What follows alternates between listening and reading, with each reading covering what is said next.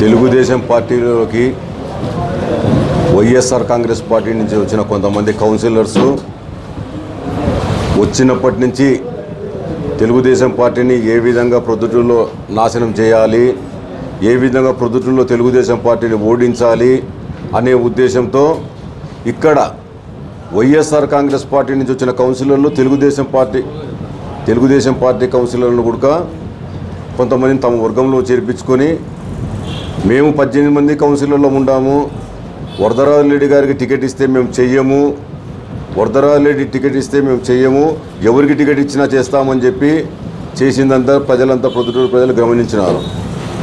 వాళ్ళు వరదరాజరెడ్డికి టికెట్ ఇవ్వకుండా ఎవరికైనా ఇస్తే అని దాదాపు ఒక 20 మంది అభ్యర్థులను తెర మీదకి తీసుకొచ్చినారు. వాళ్ళకు కావాల్సింది ఒకటి, తెలుగుదేశం పార్టీ గెలుస్తుందా ఓడిపోతుందా అనేది కాదు, వాళ్ళకు ఉండేది వరదరాజరెడ్డిని దెబ్బతీయాలా. ఇదే కాన్సెప్ట్ తప్ప తెలుగుదేశం పార్టీ గెలిచాలా, గెలిచే అభ్యర్థికి సీట్ ఇవ్వాలా అనేది రాలేదు. మేము చెప్పేది ఏమంటే మీకు శక్తి సామర్థ్యాలు ఉన్నాయి, గెలిపించుకునే సామర్థ్యాలు ఉన్నాయి, మా వర్గానికి ఏమీ లేదు. కాబట్టి మేము ఎటువంటి పరిస్థితుల్లో తెలుగుదేశం పార్టీ ప్రకటించిన అభ్యర్థికి మేము మద్దతు ఇవ్వము, మేము విజయానికి కృషి చేయము. మీరే చేసుకోండి, మీరే గెలిపించుకోండి, అన్ని రకాలు చూసుకోండి.